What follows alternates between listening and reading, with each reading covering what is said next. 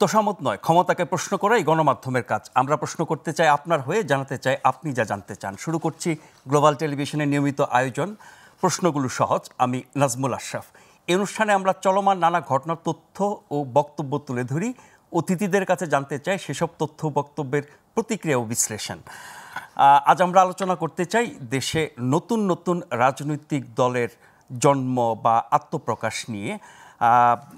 সংক্ষেপে যদি বলি, জুলাই গণ অভ্যুত্থানের পর থেকে এ পর্যন্ত গত ৮ মাসে দেশে ২৭টি নতুন রাজনৈতিক দলের জন্ম হয়েছে। এই সময়ে কেন এত সব রাজনৈতিক দলের আবির্ভাব, সেটি নিয়ে আমরা মূলত আলোচনা করব। এই দলগুলোর উদ্দেশ্য কী, ভবিষ্যৎ কী, পুরনো দলগুলোর সাথে পার্থক্য কী, এরকম নানান বিষয় নিয়ে আমরা কথা বলবো। আলোচনার জন্য আমাদের সাথে স্টুডিওতে আছেন জনাব মোশাররফ আহমেদ ঠাকুর, শিক্ষক ও বিএনপি নেতা। মোশাররফ ভাই, আপনাকে স্বাগত জানাচ্ছি।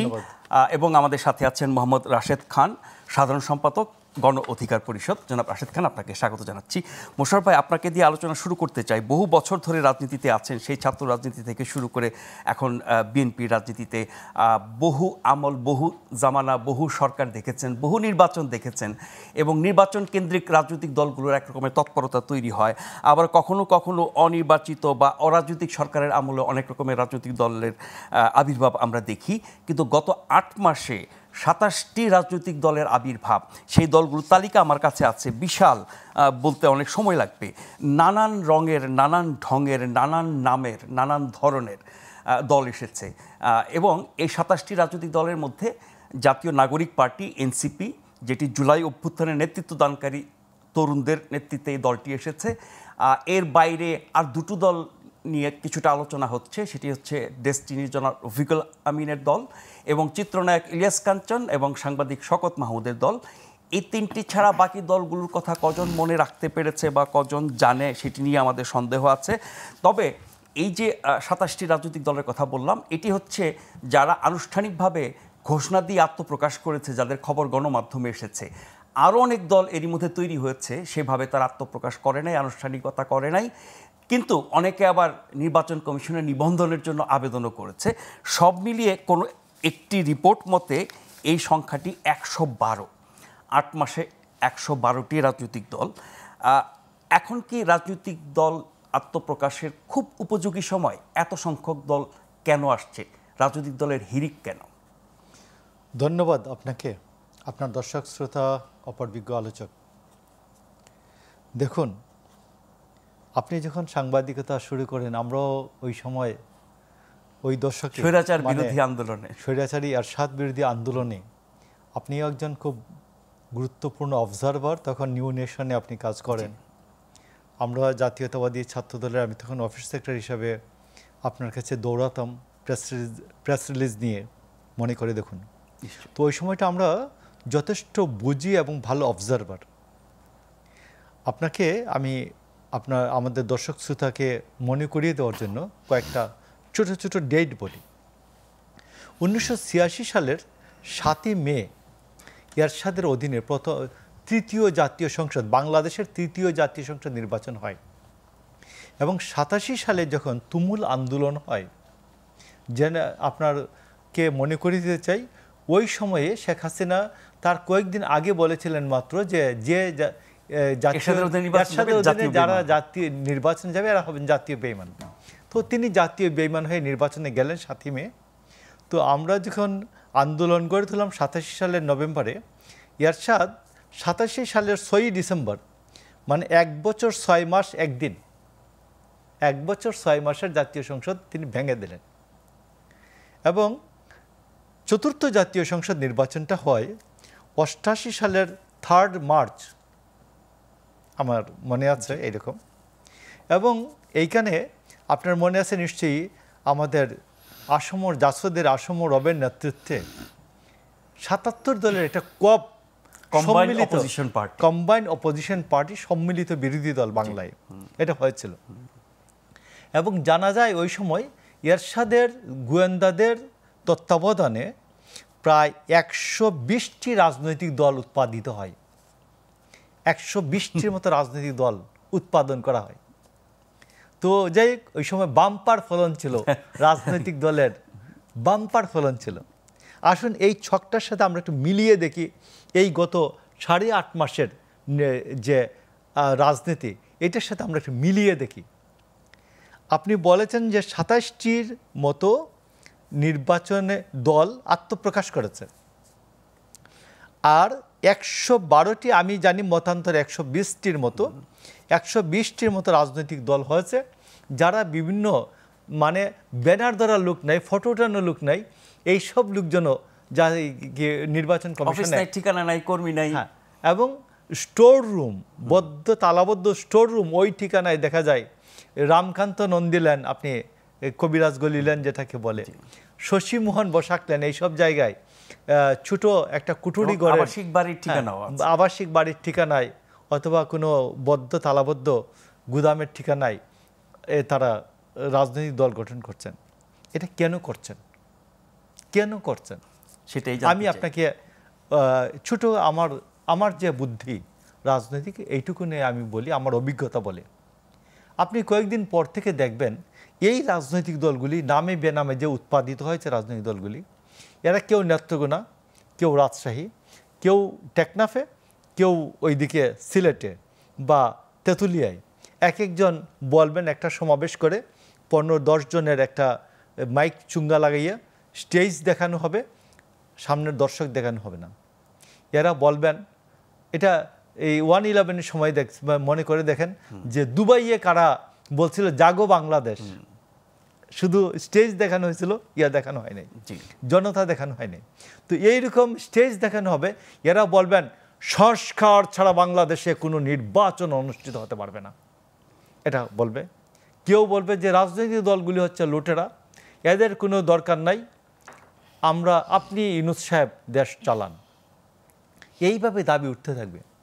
এবং 120টি রাজনৈতিক দলের এইসব দাবি উঠার পরে তারা বলবেন দাঁড়িয়ে, সরকারের যে আমাদের প্রধান উপদেষ্টার যে প্রেস সচিব, তিনি বলিবেন দেখুন 120টির মতো রাজনৈতিক দল দাবি করিয়াছে যে এরা নির্বাচন চায় না। কোথাকার কোন বিএনপি, কোন গণ অধিকার পরিষদ, এরা কিসের 2টা পার্টি 3টা পার্টি নির্বাচন চায়, এতে কিছু আসে যায় না, সংখ্যাটা বেশি, সংখ্যাটা বেশি। এই সংখ্যার জন্য এরশাদ যেমন বলতেন বিএনপি আওয়ামী লীগ এইগুলা নির্বাচন চায়, পার্লামেন্ট ভেঙে দিতে বলে, এতে কি আসে যায়? আমার পার্লামেন্টে বিরোধী দলে 77টি রাজনৈতিক দল আছে, কম্বাইন্ড অপোজিশন পার্টি, 77 রাজনৈতিক দলের গৃহপালিত অপোজিশন পার্টি। আমার মনে হয় এই মতলব থেকে সরকার ডক্টর ইউনূসের যে যারা আছেন আর কি, যারা উনার অনুষঙ্গ অনুঘটক, উনার যে বিভিন্ন সঙ্গী সাথীরা আছেন ও সহচররা আছেন, এই সহচররা অনুচররা তারা বলছেন যে এইটা একটা বুদ্ধি হতে পারে এরশাদের পথে হাঁটা।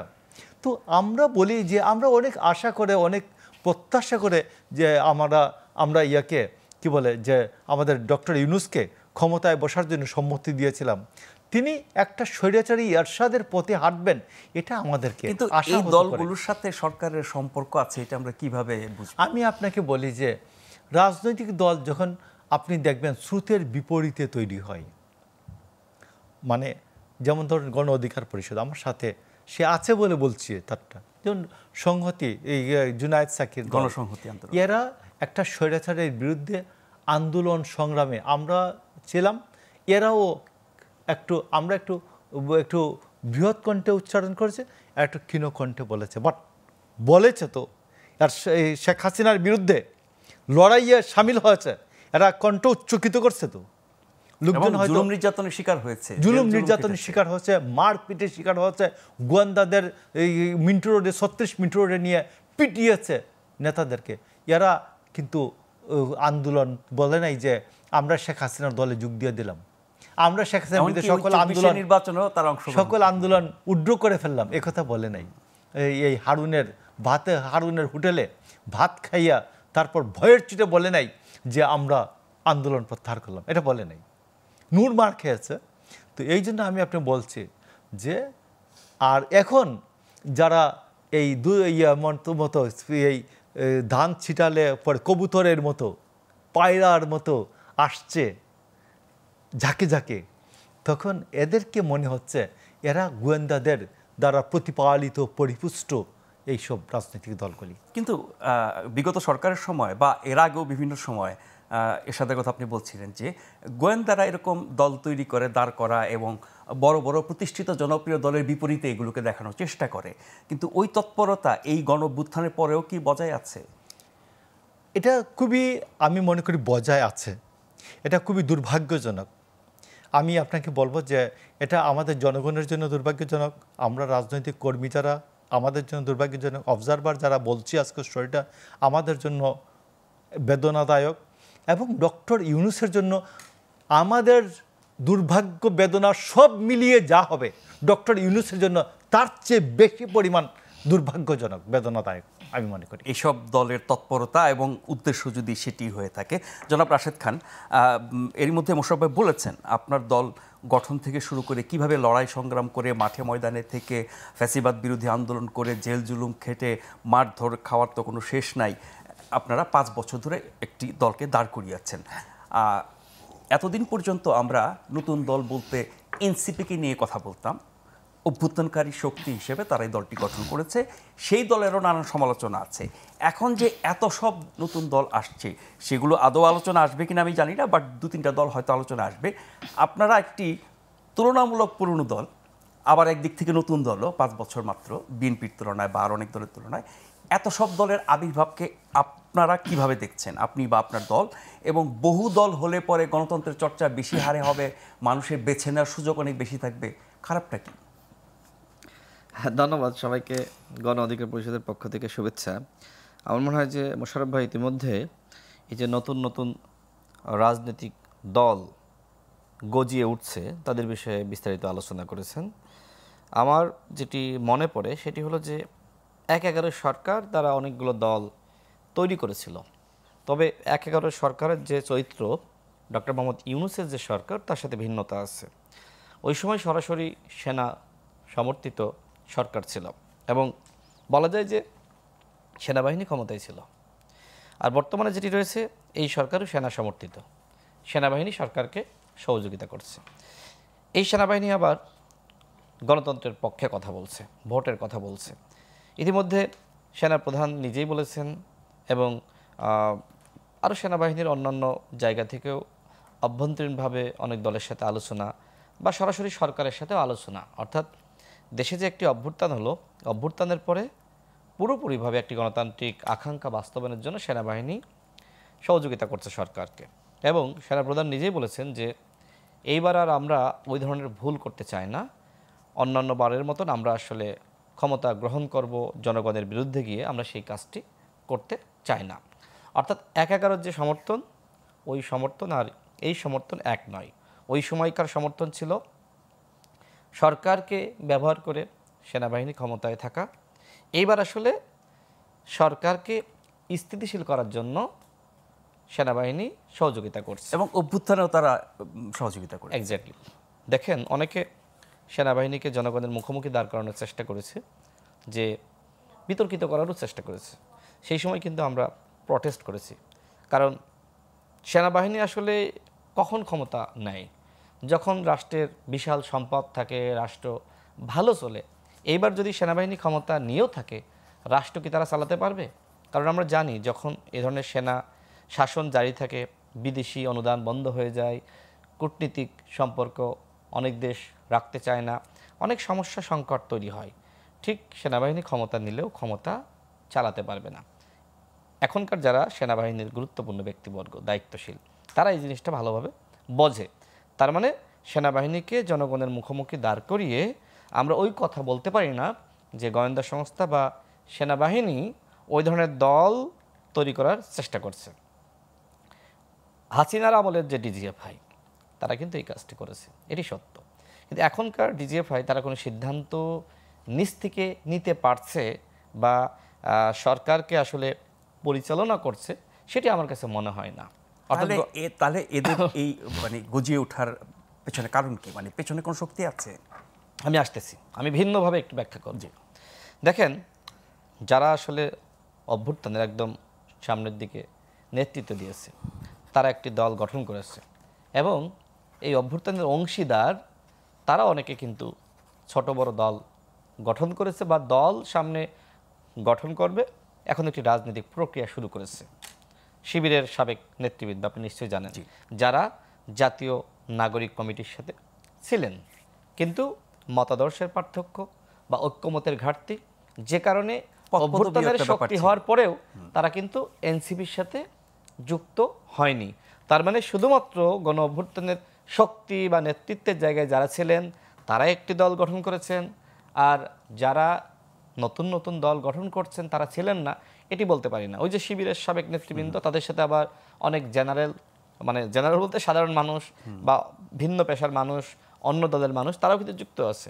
অর্থাৎ অভ্যুত্থানের শক্তি একটি অংশ বা বড় অংশ বা একদম সামনের দিকে যারা নেতৃত্ব ছিল, নেতৃত্বের জায়গায় ছিলেন, তারা একটি দল গঠন করেছেন। তার মানে অভ্যুত্থানের শক্তি অনেক ভাগে ভাগ হয়ে যাচ্ছে।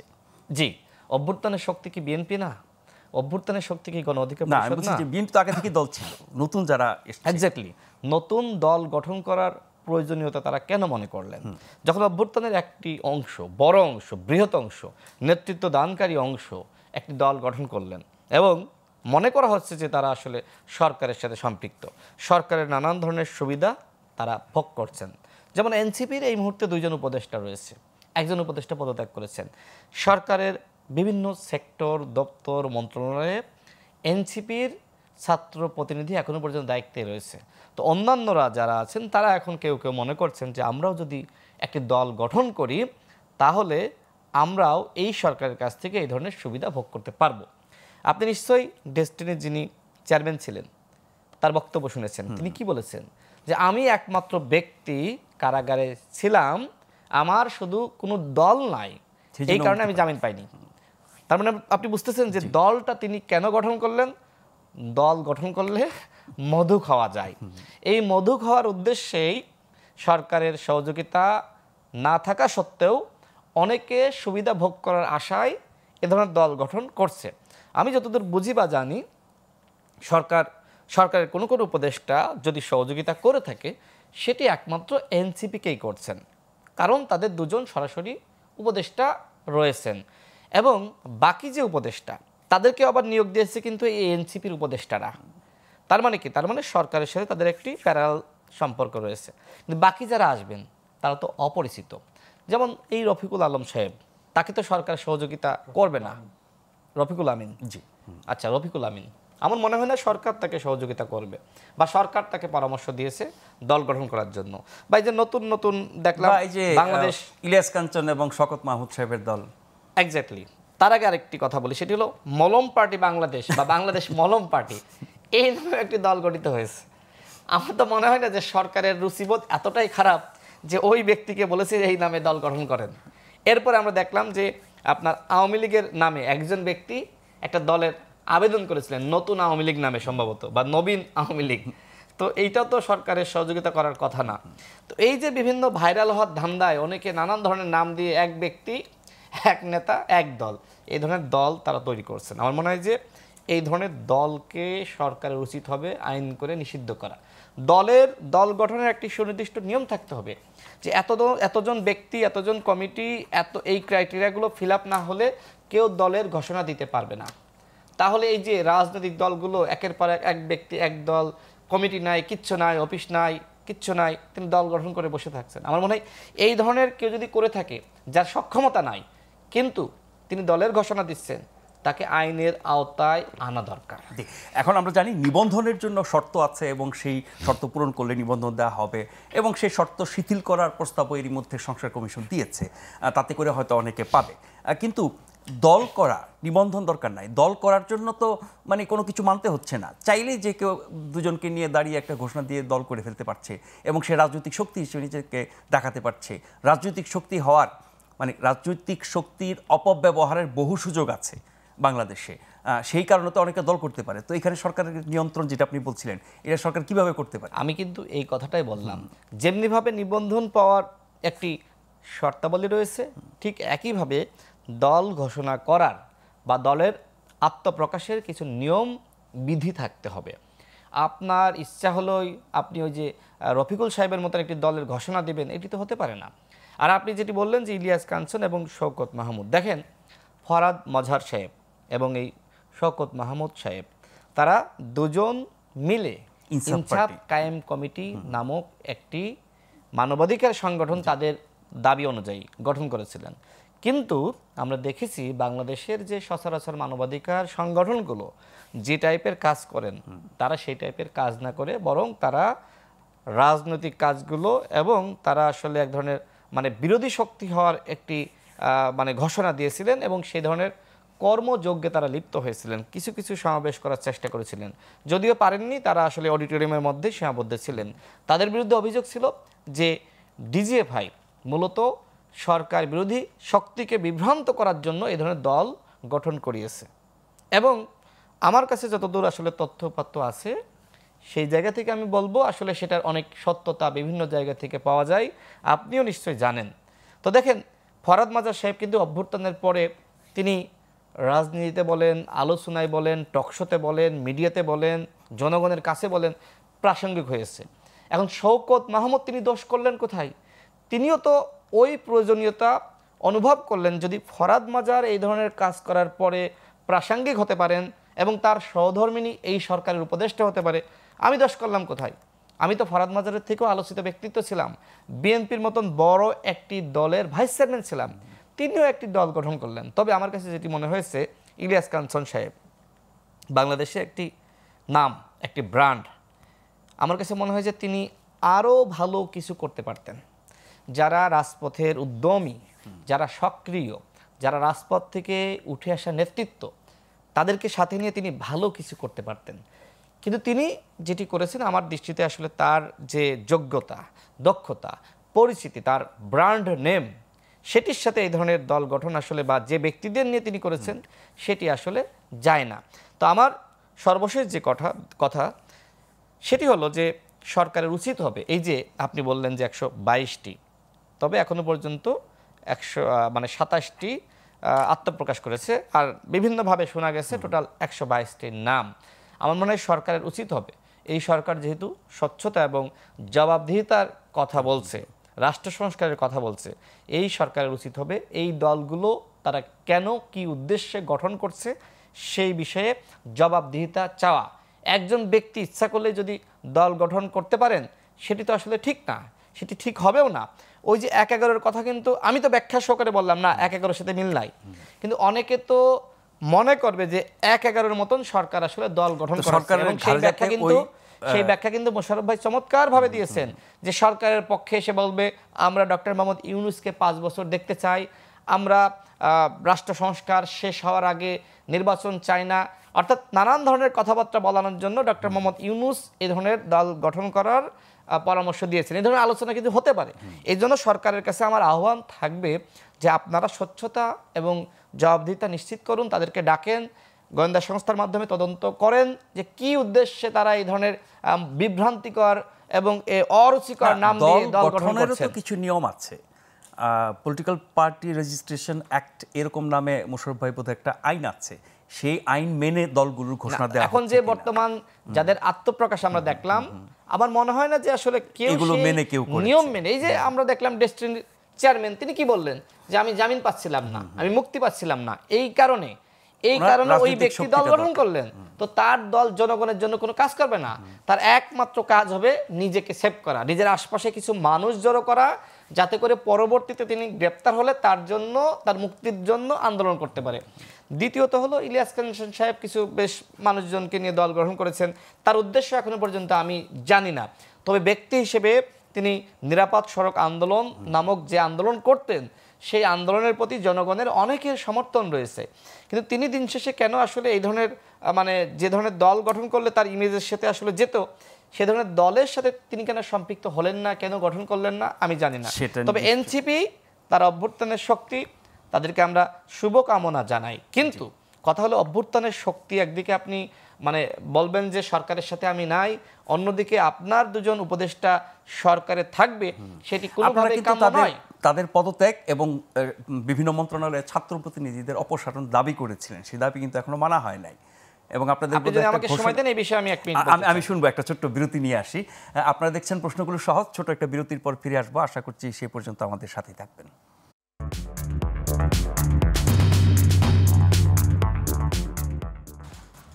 ধন্যবাদ আমাদের সাথে থাকবার জন্য। আপনারা দেখছেন প্রশ্নগুলো সহজ গ্লোবাল টেলিভিশনে। আজ আমরা কথা বলছি দেশে নতুন রাজনৈতিক দলের হিড়িক নিয়ে। আমাদের সাথে অতিথি আছেন জনাব মোশাররফ আহমেদ ঠাকুর এবং জনাব মোহাম্মদ রাশেদ খান। মোশাররফ ভাই, বাংলাদেশে এক এক সময় আমরা এক এক ধরনের প্রবণতা দেখি। ব্যবসায়ীরা তাদের সম্পদ, বৈধ বা অবৈধ যাই বলি, প্রভাব প্রতিপত্তি এগুলো বজায় রাখার জন্য গণমাধ্যমের মালিক হয়ে গেল। এই প্রবণতা অনেক বছর চলছে, 90-এর পর থেকে। যার ব্যবসা আছে তার একটা গণমাধ্যম আছে, কারণ গণমাধ্যমটা একরকমের প্রহরীর কাজ করে। এখন গণমাধ্যম হয়তো এতটা কার্যকর না, রাজনৈতিক দল অনেক বড় প্রহরীর কাজ করতে পারে। আপনার একটা রাজনৈতিক দল আছে, তার মানে আপনাকে কেউ কিছু বলতে চিন্তা করবে 10 বার। এত সব রাজনৈতিক দল গঠনের পেছনে কি এই প্রহরী হিসেবে ব্যবহারের কোনো সুযোগ আছে কিনা যারা এইসব দল করছেন? আমার মনে হয় যে গত পতিত স্বৈরাচারের যে সময়ে আমাদের গণমাধ্যমগুলি যে তাদের গুরুত্ব অনেকটা হারিয়েছে, কারণ সে সত্য প্রকাশ করতে পারতো না। এবং ওই সময়ে দেখবেন সোশ্যাল মিডিয়া শক্তিশালী হয়ে গেল। এবং এই যে প্রবণতাটা আপনি যেটা বললেন, নতুন প্রবণতা, নিউ ফেনোমেনা, এটা অনেক ক্ষেত্রে বলা যায় যে উন্মুখ একটা রাজনৈতিক দলের মালিক, এবং সে ধরেন অনেকটা এইরকম দল তার জন্য প্রহরীর মতো কাজ করে কিছুটা। এ তো সত্য কথা। অন্তত রফিকুল আমিন সাহেবের কথা, রফিকুল আমিনের বক্তব্য এটা প্রমাণ মিলে। আপনি দেখবেন যে আমাদের মেইন স্ট্রিম মিডিয়াগুলি গুরুত্ব হারানোর কারণে সোশ্যাল মিডিয়াগুলি একেবারে বেপরুয়া হয়ে উঠেছে। আপনি দেখছেন নিশ্চয়ই। আপনি দেখবেন বিভিন্ন রাজনৈতিক দলের নেতাদের যাচ্ছে তাই চরিত্র হনন, নামের আগে একটা শব্দ যোগ করে দেওয়া, এরকম একটা প্রবণতা খেয়াল করছেন। গত সরকারের সময় ছিল, এখন এটা আরও বেশি হচ্ছে। আপনি দেখবেন যে কোনো রাজনৈতিক দলের নেতাকে পছন্দ হচ্ছে না তার বক্তব্যটা, আজকে তাকে বলে দিল যে সে উমুকের কাছে চাঁদা চেয়েছিল। আমি আজকে নতুন করে দেখলাম যে আমাদের বিএনপি রশিদুজ্জামান মিলাত, আমি এই লোকটা 35 ইয়ার্স ধরে চিনি, তো তাকেও বলা হচ্ছে যে সে নাকি কাছে চাঁদা চেয়েছে। ওই লোককে জিজ্ঞেস করা হচ্ছে যে ভাই, সে বলছে না, আমার কাছে তো এরকম কোনো কেউ কিছু চায় নাই। তারপরেও এটা প্রচার করা হচ্ছে, এবং এই যে মিডিয়া ট্রায়াল হয়ে গেল তার বিরুদ্ধে, এটা কত দুর্ভাগ্যজনক। তো এই জন্য আমি মনে করি যে সোশ্যাল মিডিয়ার কণ্ঠস্বর যদি সত্যের পক্ষে উচ্চকিত হয়, আমাদের মেইন স্ট্রিম মিডিয়ার কণ্ঠ যদি সত্যের পক্ষে উচ্চকিত হয়, তাহলে সে তার যে পূর্ব অবস্থা এটা ফিরে পাবে। এবং আমি মনে করি যে কর্পোরেট হাউসগুলির হাত থেকে আমাদের মেইন স্ট্রিম মিডিয়া মুক্তি পাওয়া উচিত। যে এই যে প্রহরী হিসাবে রেখে দেওয়া একটা গণমাধ্যম, একজনের হাতে 5-6টা গণমাধ্যম আছে, 8-10টা গণমাধ্যম আছে, শুনি 13টা আছে। তো এই যে এটাকে আমার মনে হয় যে মিডিয়া কমিশনের মাধ্যমে এগুলো তো নিয়ন্ত্রণে আনা উচিত। একটা হাউস কয়টা মিডিয়ার মালিক হতে পারে? কিছু প্রস্তাব দিয়েছেন, আমি মনে করি যে, কিন্তু সেটা নিয়ে কিন্তু কোনো আলোচনা হচ্ছে না। আপনি দেখেন এই যে গণমাধ্যম কমিশনের যে প্রস্তাবগুলি, এটা কিন্তু ইজি করে ফেলতে পারে সরকার। এটার জন্য কিন্তু পরবর্তী পার্লামেন্ট দরকার নাই, কিন্তু সে কিন্তু এটা করছে না। এটা খেয়াল করেন, সে করছে কোনগুলি, সে লাফাচ্ছে, সময় দিচ্ছে কোনগুলো, যেগুলি তার এখতিয়ারভুক্ত নয়, সে করতে পারবে না। আমি আপনাকে বলি, গত 8 মাসে 8.5 মাসে কোনো সংস্কার হয় নাই। শুধু সংস্কার যেটুকুন হয়েছে সেইটুকুন হয়েছে আদালতের মাধ্যমে। কি আদালত আপনার 15th অ্যামেন্ডমেন্ট, 15th সংশোধনী বাতিল করে দিয়েছেন। এই যে এইটুকুন সংস্কার হয়েছে, তো এটা মামলার প্রেক্ষিতে আপনি করেন নাই। এবং আমার মনে হয় যে বিভিন্ন লয়াররা, সিনিয়র লয়াররা বলেছেন যে আপনারা যে সংস্কার যদি আদতেই করতে চান, রিয়েলি করতে চান, তাহলে এইগুলো নিয়ে আদালতের কাছে আসেন। আদালতের মাধ্যমে যেটুকু করতে পারেন করবেন, আর বাকিটুকুন আপনি পরবর্তী পার্লামেন্টের জন্য রেখে দেন। কারণ আমাদের এখানে কনস্টিটিউশনাল সুপ্রিমেসি আছে, মানে সেই ক্ষেত্রে আদালতের গুরুত্ব অনেক বেশি। সেই জন্য আমি আপনাকে বলি যে গভর্নমেন্টের এখনও আমি গভর্নমেন্টকে মনে করব যে তারা যদি রিয়েলি সংস্কার চান, যেগুলি সংবিধানের সাথে ছোটোখাটো প্রশ্ন জড়িত, এগুলি আদালতের কাছে গেলে রিলিফ পেতে পারে বাংলাদেশের মানুষ। আর বাকি যেগুলি এই যে গণমাধ্যম কমিশনের মতো ছোটো ছোটো কাজ আছে, এগুলি করছেন না কেন, করে ফেলেন না কেন, করতেছেন না তো। মানে গণমাধ্যমের সেই স্বাধীনতা কর্তৃত্ব দিতে চায় না সরকার। আমি আপনাকে বলি যে আপনার মনে আছে নিশ্চয়ই যে 91 থেকে 96 পর্যন্ত ম্যাডাম খালেদা জিয়া, দেশনেত্রী খালেদা জিয়ার যে প্রেস সেক্রেটারি ছিলেন মুজাম্মেল হক, কোনোদিন আপনি দেখেছেন তাকে ব্রিফ করতে? কোনোদিন দেখেন নাই। শেখ হাসিনাও যখন 96 থেকে 2001 পর্যন্ত ছিলেন, আপনি দেখেন নাই। এবং 2001 থেকে বিএনপির দেশনেত্রী বেগম খালেদা জিয়ার প্রেস সেক্রেটারি ছিলেন, প্রধানমন্ত্রী প্রেস সেক্রেটারি ছিলেন তাজুল ইসলাম, কোনোদিন ব্রিফ করতে দেখছেন? তো এখন দেখা যায় যে এখন যে প্রেস সেক্রেটারি আছেন শফিকুল ইসলাম, উনি তার প্রধান উপদেষ্টার বক্তব্যকে তিনি চেঞ্জ করে ফেলেন। প্রধান উপদেষ্টার বক্তব্যকে তিনি ক্লারিফাই করতে গিয়ে তিনি নতুন মাত্রা যোগ করেন। এরকম তো বেপরুয়া প্রেস সেক্রেটারি কখনো দেখি নাই, এই সরকারের আমলে দেখছি। তো এই জন্য আমি মনে করি যে এবং আমাদের মেইন স্ট্রিম মিডিয়ার থেকে কোনদিন এটা আলোচনাও হয় নাই। তো এই জন্য আমি মনে করি যে এইগুলি আলোচনা হওয়া উচিত, যে অতীতের ইতিহাস কি বলে। আর এই বেপরুয়া কার্যকলাপ গণমাধ্যমের জন্য, তথ্য সেক্টরের জন্যই, ইনফরমেশন সেক্টরের জন্য আদৌ ভালো সুসংবাদ না। আমরা একটু রাজনীতিতে ফিরে আসি। মোটা দাগে সকল রাজনৈতিক দলের বিরুদ্ধেই যে অভিযোগটা আসে, চাঁদাবাজি, দখলবাজি বা অন্যান্য অন্যায় কাজ, এত সব দল হওয়ার কারণে কি সারা দেশে এই ধরনের অপরাধ কি আরো বেড়ে যাবে? আমি আপনাকে বলি যে চাঁদাবাজ যারা আছে এরা কিন্তু আপনাকে, যেমন সে ধরেন আপনি যদি গুলিস্তানে যান, একটা টেম্পো যাচ্ছে, দেখবেন 2 টাকা বা 5 টাকা করে নিচ্ছে, ঠুকাই টাইপের ফুলাপান। এগুলো কি আগের যে চেহারা ছিল এইগুলোই তো আছে এখনো, শুধুমাত্র সমিতিগুলো পরিবর্তন হচ্ছে। আমি মনে করি ধরুন বাস সেক্টর, আমি যোগাযোগের সেক্টরটা বললাম, তো আওয়ামী লীগ পালিয়ে যাওয়ার পরে এই সমিতিগুলো যদি, মালিক সমিতি এবং শ্রমিক সমিতিগুলো যদি পুনর্গঠন না হতো, তাহলে বাস চলতো না। তো একজনের সাথে আরেকজনের গুতাগুতি লাগাইয়ে বন্ধ হয়ে থাকতো বাস। তো এটা তো আপনার মনে আছে নিশ্চয়ই, রেলওয়ে বন্ধ হয়ে গেল যে শিমুল বিশ্বাসরা গিয়ে কাজ করে 2 দিন 3 দিন টানা বৈঠক করে রেল চালু করেছেন। আপনি কি বলবেন যে এইটা খারাপ কাজ করেছেন? না, কিন্তু আওয়ামী লীগের জায়গাটা গিয়ে বিএনপি দখল করেছে, না। কথাই বিএনপি আপনার যে ম্যানেজমেন্টটা, এখন আপনি যদি আপনি এখানে অ্যাঙ্কর নাজমুল আশরাফ, এখন আপনি যদি এখান থেকে অ্যাবসেন্ট হয়ে যান, তো গ্লোবাল টিভিকে এখানে আর কাউকে বসাবে না নিশ্চয়ই। তিনি দায়িত্ব পালন করবেন না। দায়িত্ব পালন করতে আসতে কি বলবেন যে সঠিক দায়িত্ব পালন নিয়ে তো যে নাজমুল আশরাফের জায়গাটা দখল হয়ে গেল, উমুক দখল। চাঁদাবাজির ক্ষেত্রে এই কথাটাই আমরা শুনছি। আমি আপনাকে বলি যে আপনি দেখুন যে ইসলামী ব্যাংক যখন জামাতে ইসলাম দখল করলেন, জামাতে ইসলামের আমির বললেন ইসলামী ব্যাংক তার মায়ের কুলে ফেরত এসেছে, পুনরুদ্ধার করেছে। আর আমার লোকগুলি যারা 17 বছর খুলনা থেকে আরম্ভ করে বাগেরহাট পর্যন্ত চিংড়ি ঘেরগুলিতে মাছের ঘেরে যাইতে পারে নাই, তাদের মাছের ঘের দখল হয়েছে, লুট হয়েছে। এরা যখন ওই জায়গায় ফেরত গেছে, আওয়ামী লীগ পলাই গেছে, তার সম্পত্তিতে সে ফেরত গেছে, তখন বিভিন্ন মাধ্যমে বলা হলো যে এরা দখল করতে গেছে।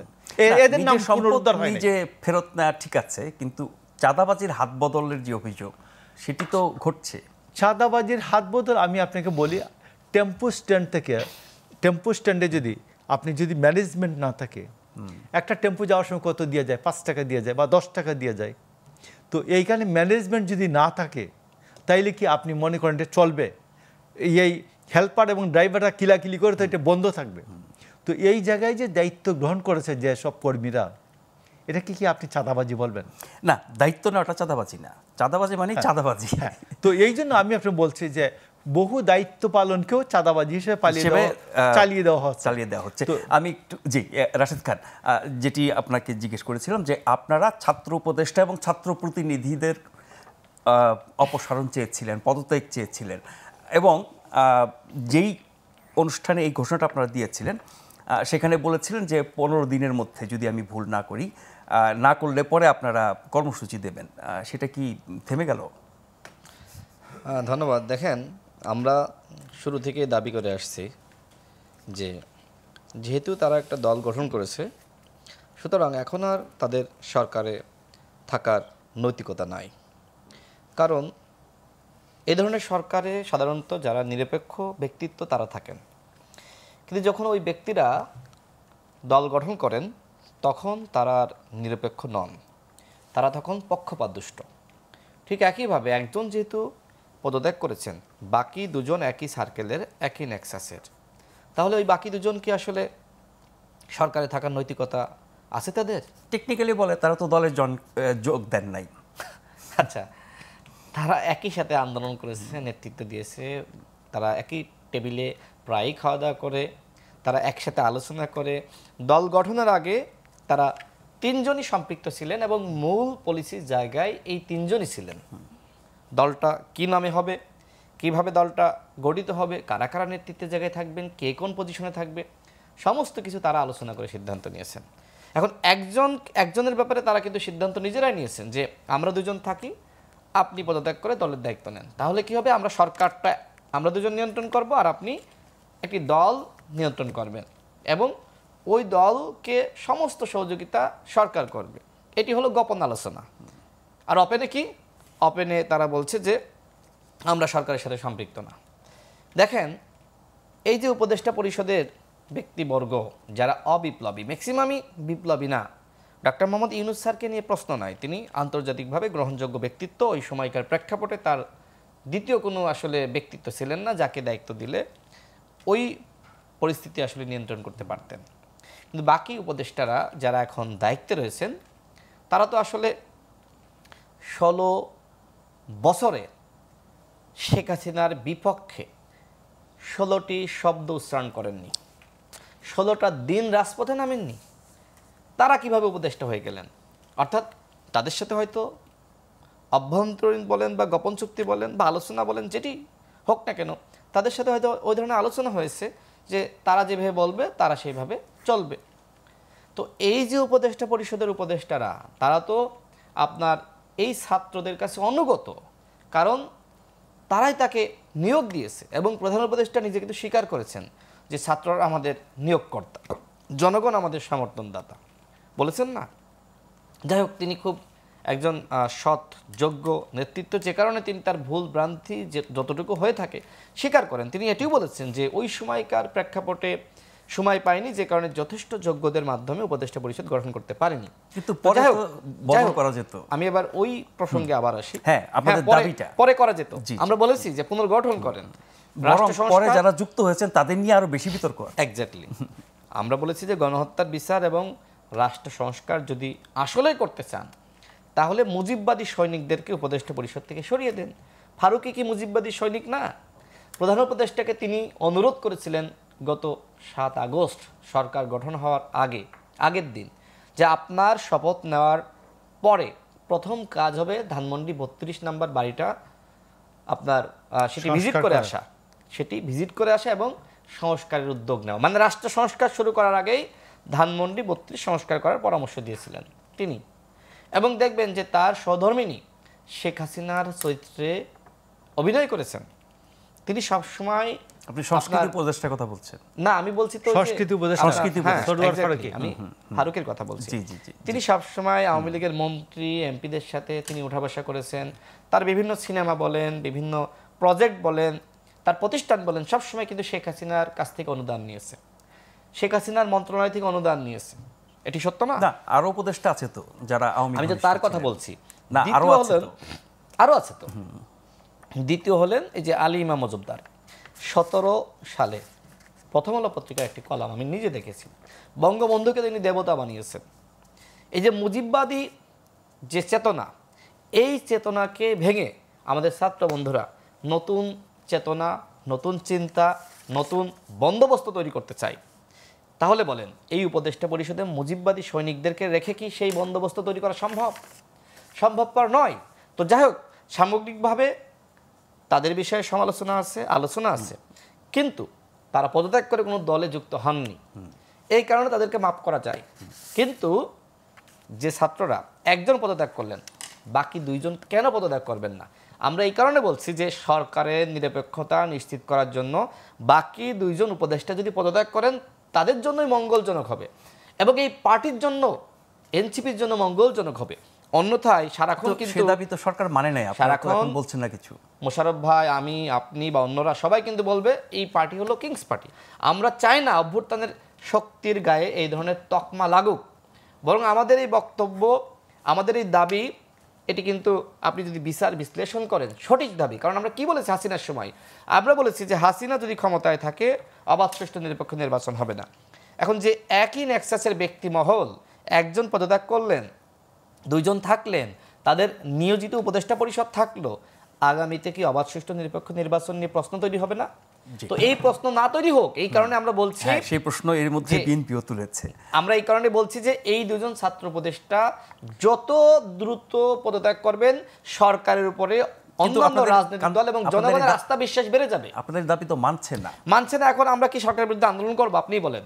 যে সরকার অভ্যুত্থানের সরকার কথা বলেছিলেন আপনারা, হ্যাঁ, যে সরকার অভ্যুত্থানের সরকার, যে সরকারকে আমরা সবাই ওন করছি, এই সরকার যদি ব্যর্থ হয় আমরা সবাই ব্যর্থ হয়ে যাবো, আমরা মনে করি। সেই জায়গা থেকে আমরা আমাদের দাবি জানিয়েছি, আমরা কর্মসূচি করেছি, আমরা সরকারের কাছে আহ্বান জানিয়েছি, প্রেস ব্রিফিং করে বলেন, আন্দোলন করে বলেন। সরকার যদি দাবি না মানে, আপনি আমাকে বলেন, আমি কি এখন এই মুহূর্তে এই সরকারের পদত্যাগের দাবিতে আন্দোলন করতে পারি? না, সেটি না। আপনি তো আমাকে বলবেন, আপনি তো আমার বিরুদ্ধে অভিযোগ দিবেন যে এরা হলো রাষ্ট্রদ্রোহী, এরা ডক্টর মোহাম্মদ ইউনূসের সফলতা চায় না, এরা গণহত্যার বিচার চায় না, এরা রাষ্ট্র সংস্কার চায় না। কোনো একটি দাবিতে রাস্তায় নামা আর সরকার পদত্যাগের দাবিতে রাস্তায় নামা তো এক কথা না। এই নির্দিষ্ট দাবির ব্যাপারে কিন্তু আমাদের যুব সংগঠন, যুব অধিকার পরিষদের পক্ষ থেকে আজকে মার্চ টু দুদক, অর্থাৎ সেখানে স্মারকলিপি দিয়েছে যে সকল উপদেষ্টাদের পিএস, এপিএস। আমরা এই বিষয়টাতে আসবো আরেকটা ছোট্ট বিরতির পর। আশা করছি এবারও আপনাদেরকে ফিরে এসে সাথে পাবো।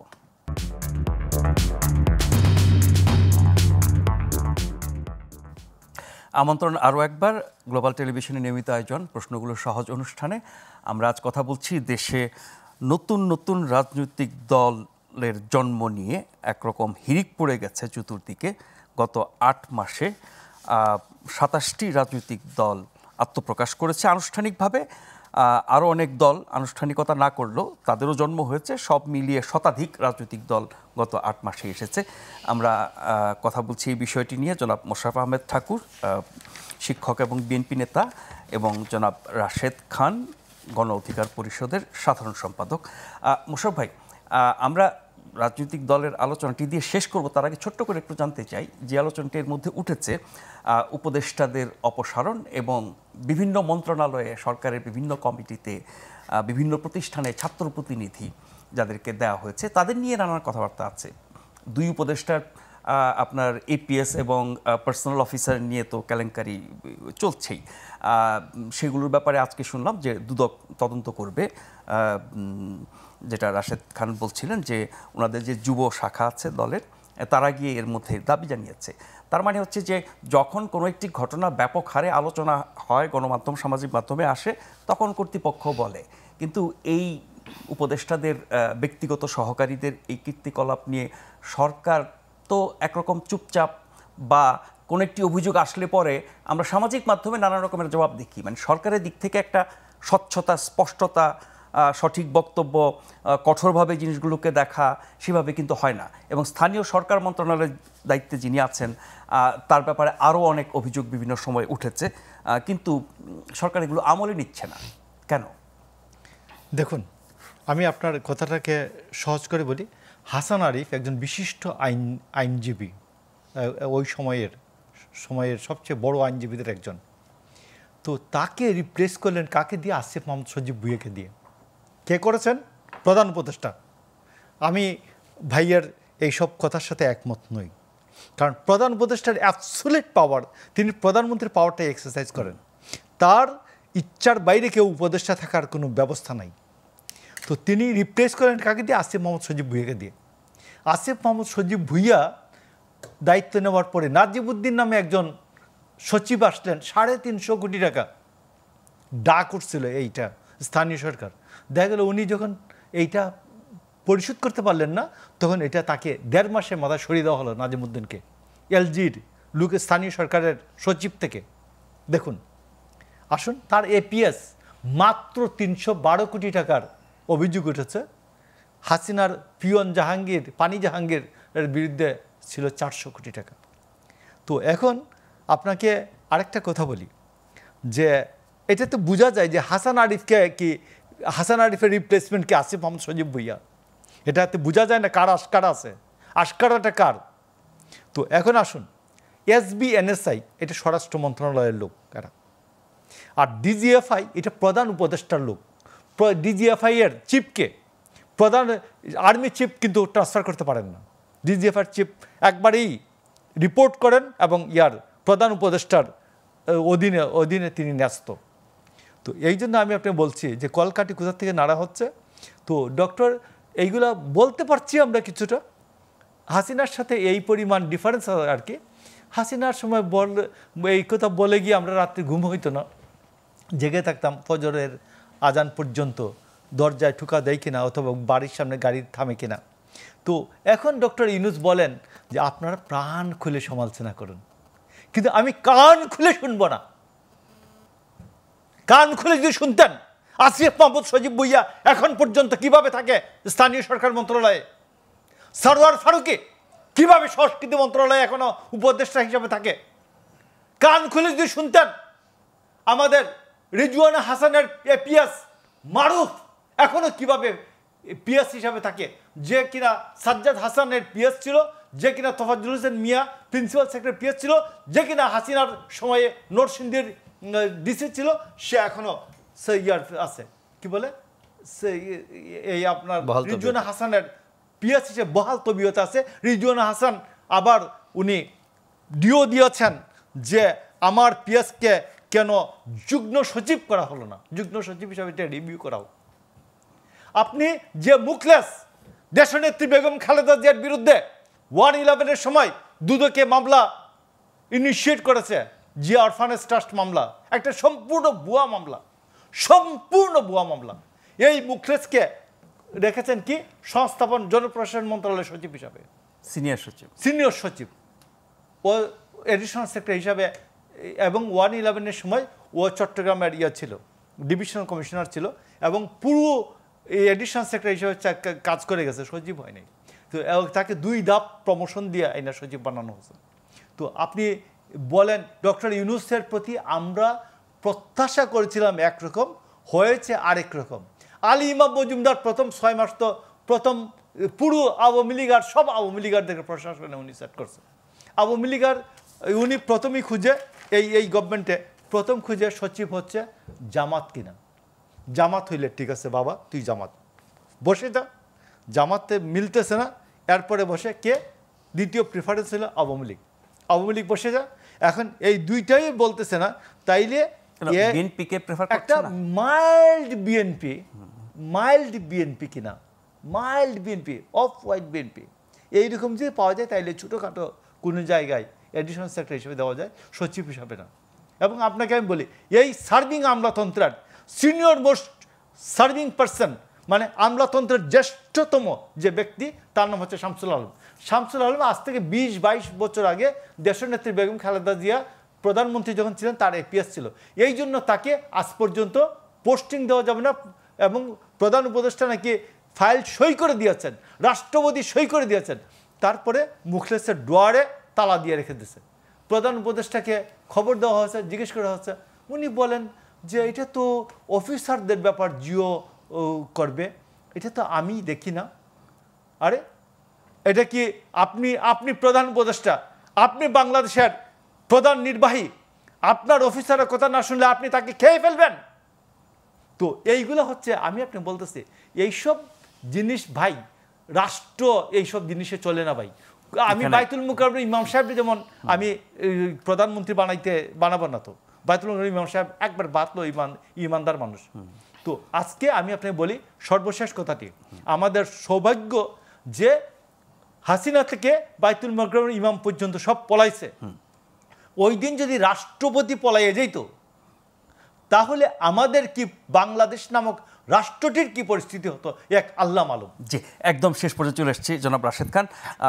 একজন উপদেষ্টার ব্যক্তিগত সহকারী এপিএস হোক, পার্সোনাল অফিসার হোক, তাদের অপকর্মের দায় উপদেষ্টাদের উপর বর্তায় কিনা? অবশ্যই যারা উপদেষ্টা রয়েছে, তো আমরা তো ওই স্টাফদের নিয়েই কথা বলছি, যাদের স্টাফ, যারা নিয়োগ করেছেন, যারা এদেরকে সুযোগ দিয়েছেন, তারা দায় নিচ্ছেন না। বা আমরা তো শুনেছিলাম যে সকল উপদেষ্টা তাদের সম্পদের হিসাব দেবেন, 8 মাস হয়ে গেল, আমরা সেটাও পাই নেই। তাহলে এই জায়গায় স্বচ্ছতা বা পরিবর্তনের ছোঁয়া কোথায় লাগলো? দেখেন, আওয়ামী লীগের সময়ে সুরঞ্জিত সেন গুপ্ত, তাকে কিন্তু তার এপিএসের কারণে সরিয়ে দেওয়া হয়।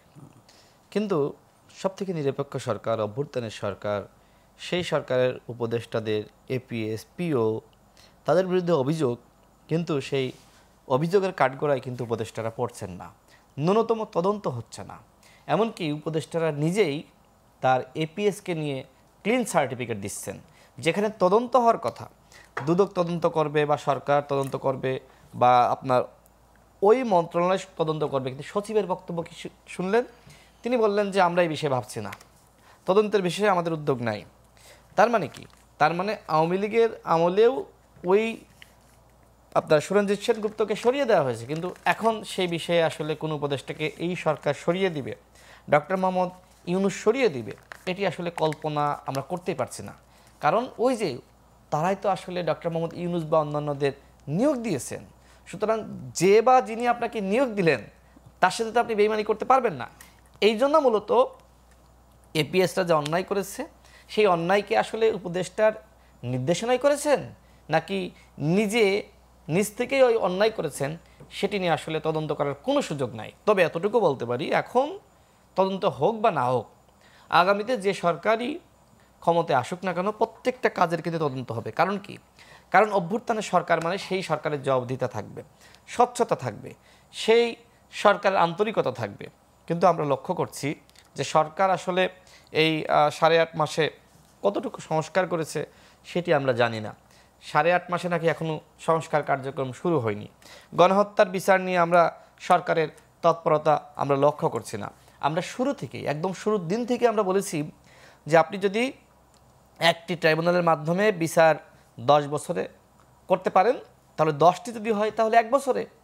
এই সরকার ডিসেম্বরের মধ্যে বিচার করতে চায়। আমার স্পষ্ট মনে আছে, আইন উপদেষ্টা নিজেই বলেছিলেন যদি আমরা ডিসেম্বর পর্যন্ত সময় পাই তাহলে আমরা গণহত্যার বিচারটা শেষ করব। এখন আপনারা তো ডিসেম্বর পর্যন্ত সময় পাচ্ছেনই। প্রধান উপদেষ্টা নিজেই বলেছেন যে ইলেকশন হয় ডিসেম্বরে বা জুনে। তো ডিসেম্বরেও যদি ইলেকশনটা আপনারা দেন, বিচার করার সময় তো পাচ্ছেন, তৎপরতা নাই তো। এখন কিভাবে আপনি এতগুলো মামলা ডিল করবেন, কিভাবে আপনি রায় দিবেন, কিভাবে হাসিনাকে ফিরিয়ে আনবেন, ওবায়দুল কাদের সহ যে সকল গোয়েঙ্গরা পালিয়ে গেছে ফিরিয়ে আনবেন? আর আপনার কাছে যদি মনে হয় বিচার মানে শুধু রায় দিয়ে দেওয়া, ওই যে আমাদের বন্ধুরা বলছে না যে গণহত্যার বিচার আর রাষ্ট্র সংস্কারের আগে কোনো ইলেকশন নয়, তাহলে তাদের কাছে যেহেতু রায়টা হয়ে যাওয়া মানে গণহত্যা, ঠিক আছে, রায় দিতে কি সময় লাগে? হাসিনা যে অন্যায় করেছে, হাসিনা যে গণহত্যার মাস্টার মাইন্ড, এত তো সুস্পষ্ট রেকর্ড রয়েছে, সেটি আবার বিচারিক প্রক্রিয়ার মধ্য দিয়ে প্রতিষ্ঠিত করার ব্যাপার আছে। আমাদেরকে শেষ করতে হবে এবার। অনেক ধন্যবাদ জনাব রাশেদ খান, অনেক ধন্যবাদ জনাব মোশাররফ আহমেদ ঠাকুর, যারা অনুষ্ঠান দেখছিলেন শুরু থেকে বা পরে যুক্ত হয়েছেন, প্রত্যেককে ধন্যবাদ জানিয়ে আজকের মতো শেষ করছি। অনুষ্ঠানটি পুনঃপ্রচারিত হবে আগামীকাল সকাল 7টায়, আর এই অনুষ্ঠানে ফিরে আসবো আগামীকাল রাত 9টায়। সে পর্যন্ত সবাই ভালো থাকবেন। শুভরাত্রি।